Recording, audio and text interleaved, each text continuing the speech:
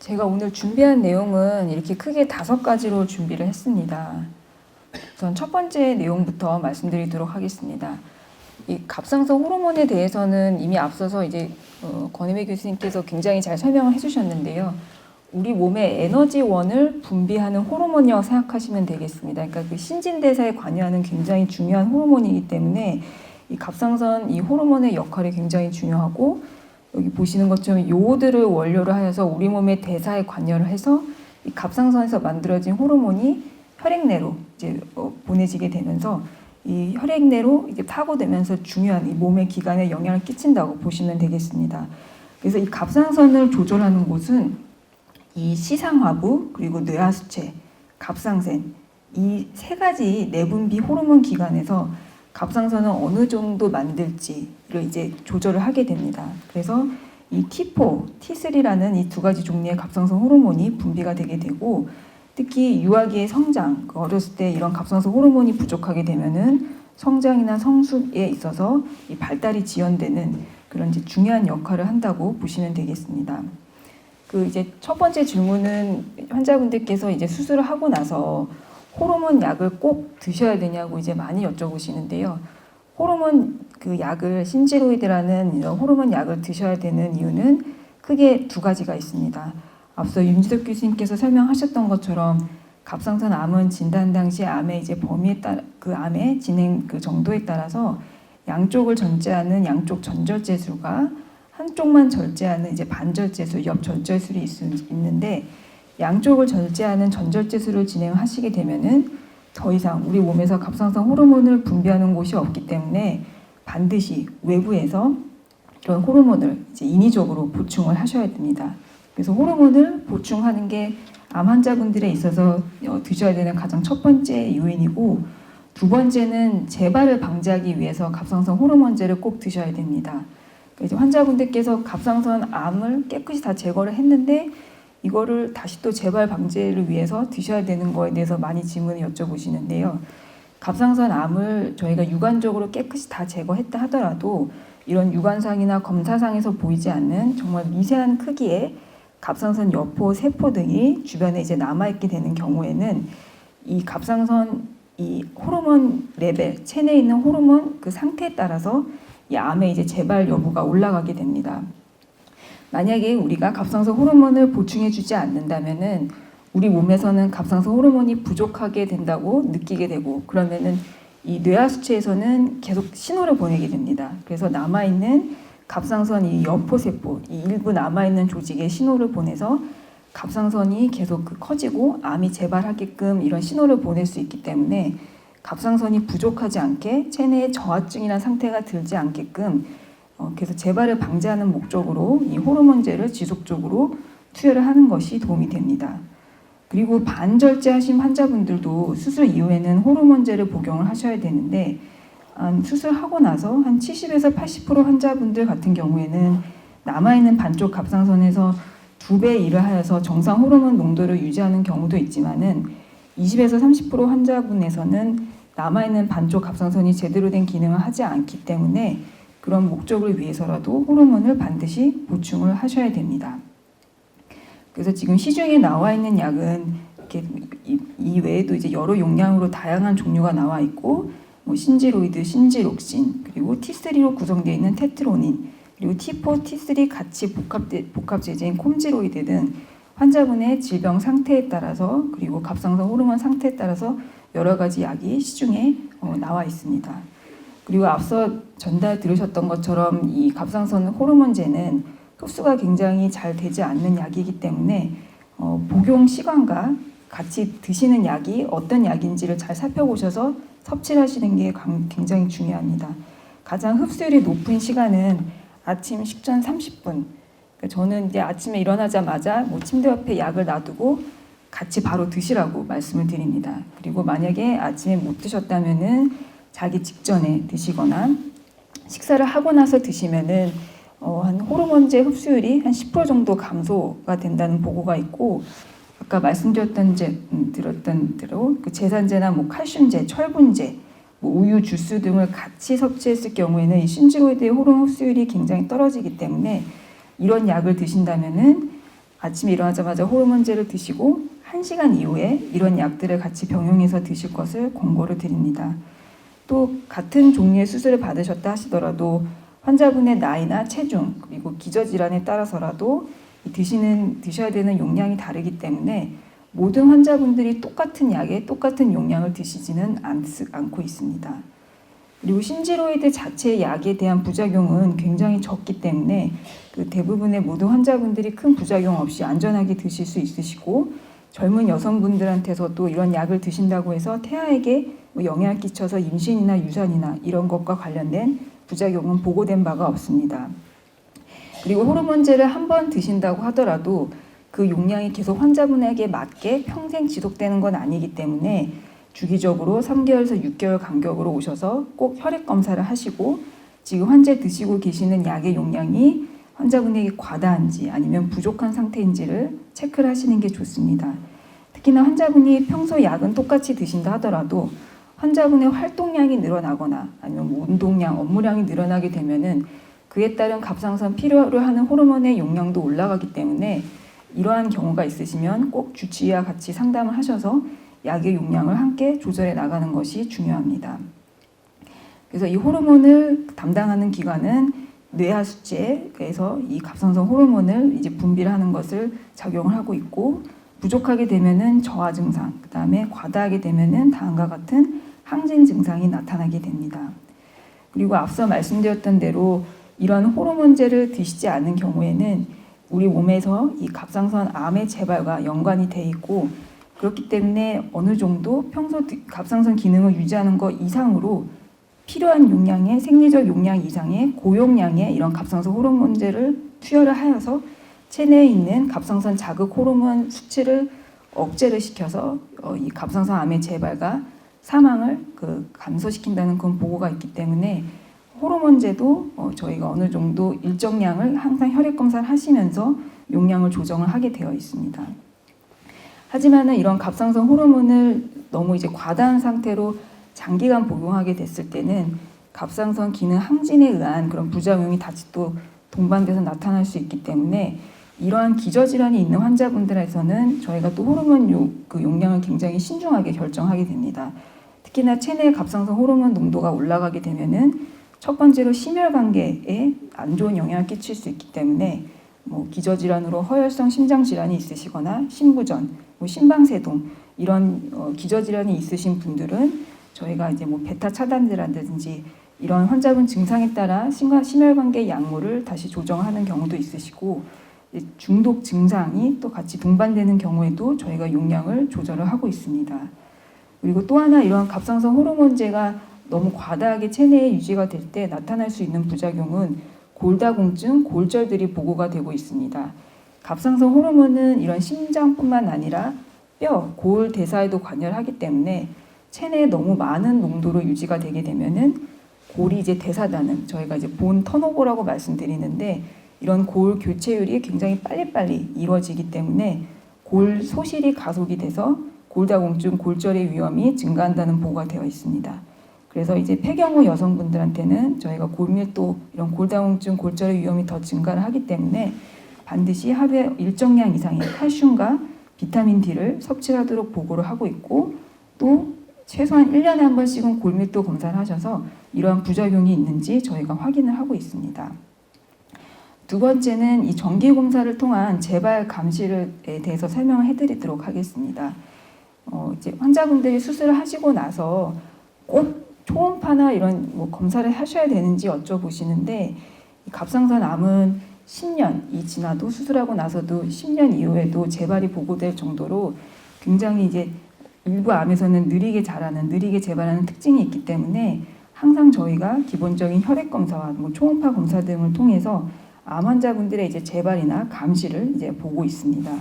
그래서 이제 환자분들의 진단 당시에 재발의 이제 저위험군인지 고위험군인지에 따라서 검사하시는 간격이나 이런 검사 방법이 달라지게 되지만은 대부분의 환자분들은 기본적으로 내원하시게 되면은 이 주치 선생님께서 진찰을 하시면서 수술 부위에 이상 소견이 있는지, 그다음에 주변의 임파선에 재발이나 이런 전이 소견이 있는지 확인을 하시게 되고, 그다음에 혈액 검사를 실행을 하게 됩니다. 수술 후 첫 2에서 3년은 3에서 6개월 간격으로 조금 자주 하시고 2, 3년이 지나고 나서부터는 6에서 12개월 간격으로 갑상선 이제 기능 검사를 추적을 하게 됩니다. 그래서 말씀드린 대로 처음에 드셨던 용량이 그대로 몇 년간 똑같은 용량으로 유지가 되진 않기 때문에 환자분 상태에 따라서 이 필요로 하는 요구가 되는 갑상선 호르몬의 용량이 맞는지, 지금 드시고 계신 용량이 적절한지 혈액 검사를 통해서 저희가 평가를 하고, 또한 갑상선 수술 이후에 발생할 수 있는 칼슘 저하증 증상이나 부갑상 호르몬의 이상 수치가 있는지 혈액 검사를 통해서 확인을 하게 됩니다. 또한 혈액 검사를 통해서도 갑상선 글로불린이나 갑상선 글로불린 항체 등을 측정을 하여서 갑상선 암의 재발을 확인을 해볼 수 있습니다. 그래서 이런 갑상선 글로불린 수치가 상승이 되면은 연구에 따라서 이런 병이 지속되거나 재발된 것을 의미할 수 있기 때문에 혈액 검사는 굉장히 중요한 추적 검사라고 생각하시면 됩니다. 두 번째로 중요한 검사는 영상학적 검사입니다.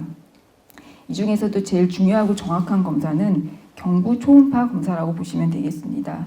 이 수술 부위에 갑상선 암이 다시 재발하는지, 아니면 목 주변에 있는 임파선이 재발하는지를 확인할 수 있고, 거기서 더 나아가서 이 목 주변뿐만 아니라 뭐 폐나 다른 장기에 이상이 있는 경우에는 CT나 방사선 요오드 스캔, 뭐 페트 CT를 통해서 다른 부위에 이상이 있는지를 확인을 하게 됩니다.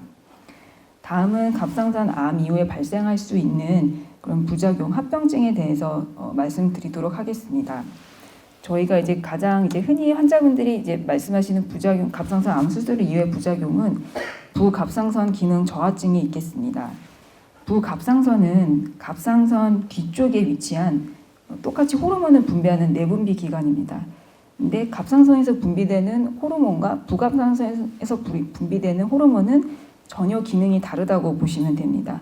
오른쪽 위아래, 그다음 왼쪽 위아래 총 4개가 이제 구성이 되어 있는데, 갑상선은 우리 몸에서 이제 에너지원을 담당하는 호르몬의 역할을 한다면은 부갑상선 호르몬은 혈액 내에 있는 칼슘 농도를 조절을 한다고 보시면 되겠습니다.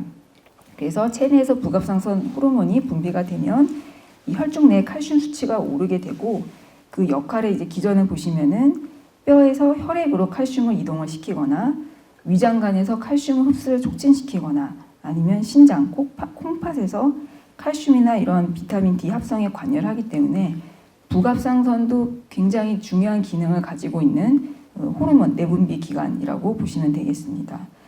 하지만 이런 갑상선 수술 이후에도 부갑상선의 기능이 저하증이 올 수는 있습니다.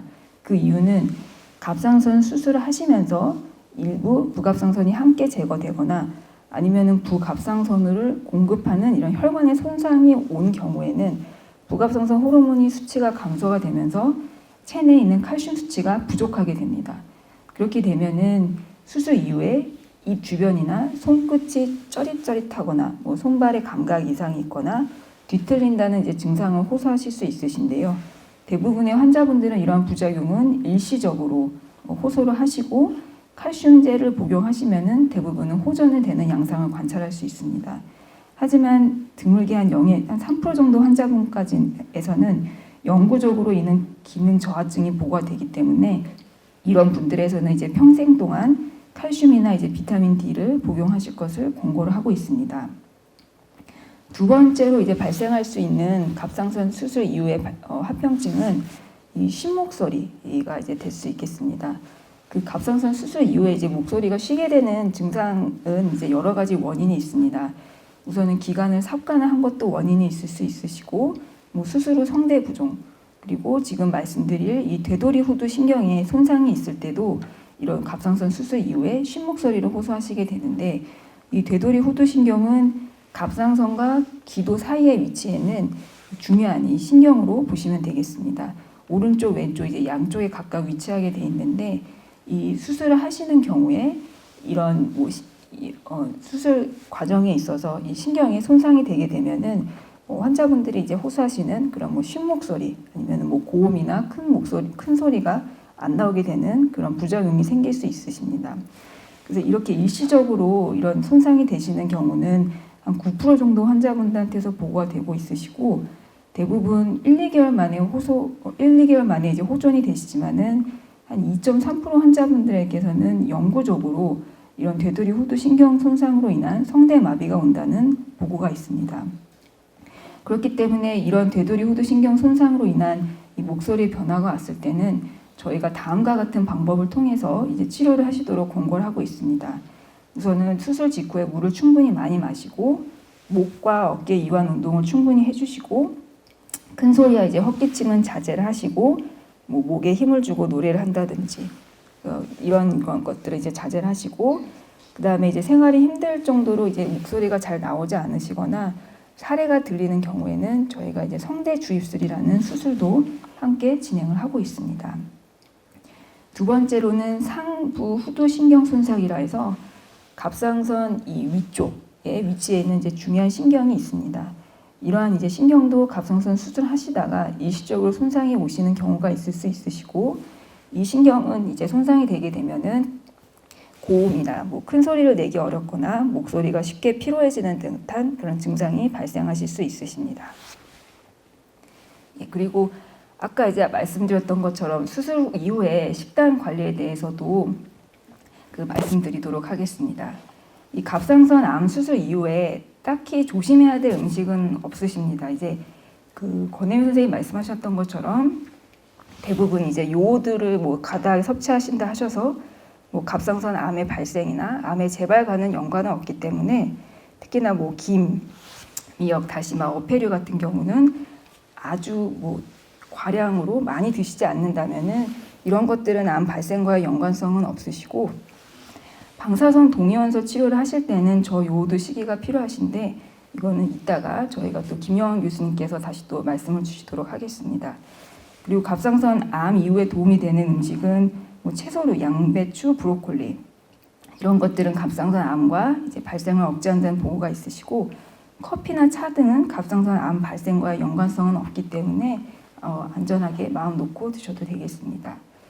그리고 수술 이후에는 아무래도 이쪽 어깨 쪽이 많이 경직되어 있으시기 때문에 이렇게 그림에서 보시는 것처럼 목과 어깨를 충분히 이완시켜 줄 수 있는 이런 운동 방법을 수시로 하시는 게 환자분 수술 이후에 어깨 뭐 근육 강직이라든지 이런 것에 도움이 될 수 있겠습니다. 그리고 오히려 이제 전신 마취 후에 어지럽고 두통 증상이 있으시기 때문에 수술 이후에는 가만히 계시는 것보다는 적당한 가벼운 스트레칭과 운동을 하셔도 오히려 뭐 수술 부위가 뭐 터지거나 이쪽에 다시 출혈이 생기진 않기 때문에 어느 정도의 이제 운동을 해주시는 게 굉장히 중요하고 특히나 이제 처음에는 가벼운 운동으로 하루 30분, 1시간 정도가 적당하고 수술 2개월이 지나고 나서는 모든 운동이 가능하지만은 무거운 아령을 들거나 뭐 심한 근력 운동, 에어로빅, 격렬한 운동은 환자분의 수술 범위나 상태에 따라서 다르기 때문에 꼭 주치 선생님과 상의하셔서 시작 시기를 결정하시는 게 좋겠습니다. 마지막으로는 이런 가임기 여성에서의 갑상선 암 환자분들 치료에 대해서 말씀드리도록 하겠습니다. 우리나라 여성분들 암 발병률 이제 1, 2위 이제 암을 보시면은 갑상선 암이 1위를 차지하고 있을 정도로 특히나 이런 3, 40대, 40대 이런 가임기 여성분들에게 암은 많이 발병합니다. 그렇기 때문에 이제 갑상선 암이 이런 가임기 여성에서도 많이 나오는 종양 중에 하나이지만 다행히도 이 임신하신다고 하셔서 갑상선 암이 더 잘 걸리거나 아니면 기존의 갑상선 암에 진단된 환자분들의 예후가 더 나쁘다는 보고는 없습니다. 그리고 갑상선 암이 이제 발견이 임신 중에 된다면은 아주 빨리 자라는 형태의 암이나 뭐 역형성 암이나 아니면 림프절 전이가 있는 그런 진행성 암이 아닌 경우에는 저희가 수술을 출산 이후에 하실 것을 권고드리고 있고 다만 3, 4개월에 한 번씩 갑상선 초음파를 하시면서 암의 이제 성장 속도나 진행 속도를 확인하실 것을 권고드리고 있습니다. 그리고 방사선 요오드 치료가 계획된 분들은 임신 중에는 권고드리진 않고 태아에게 영향을 끼칠 수 있기 때문에 분만 후, 출산 후에 시행하실 것을 권고드리고 있습니다. 또한 모유, 수유 이후에도 직접적으로 이 모유를 통해서 갑상선 호르몬이 신생아에게 전달되진 않기 때문에 얼마든지 호르몬제 복용이 가능하시고 암이 진단된 이후에도 가임기 여성에서는 임신은 가능한 상태십니다. 그리고 임신 중에는 기존에 갑상선 호르몬제를 드셨던 분들은 오히려 더 빼먹지 않고 잘 챙겨서 드시는 게 맞습니다. 왜냐하면은 태아에서 이 갑상선이 이제 발달되기 시작하는 시기는 3개월부터이고 막상 그 갑상선에서 호르몬이 분비되는 시기는 5개월부터이기 때문에 실제 태아가 본인의 갑상선 호르몬을 사용하는 시기는 5개월부터입니다. 그래서 임신 5개월 이전까지 태아는 어머니로부터 갑상선 호르몬을 공급받기 때문에 이러한 갑상선 호르몬이 제대로 공급받지 못한다면 태아의 뇌, 신경, 장기 발달에 큰 영향을 끼치기 때문에 반드시 임산부를 하시더라도 약을 까먹지 않고 제 시간에 맞춰서 더 잘 복용하실 것을 권고드리고 있습니다. 그리고 과거에 갑상선 암으로 진단된 환자분이 임신을 하신다 하더라도 갑상선 호르몬제는 계속해서 임신 이전의 용량과 동일하게 드셔야 되고 임신 초기에는 오히려 이제 신체가 이제 대사가 항진되고 그렇기 때문에 갑상선 호르몬의 증량이 필요할 수 있습니다. 그렇기 때문에 임신이 확인되면은 임신 초반에는 조금 더 자주 한 4주마다 갑상선 호르몬 검사를 시행을 하셔서 지금 기능 저하 상태이신지 용량을 조절을 하시는 게 중요하겠습니다. 네, 경청해 주셔서 감사합니다.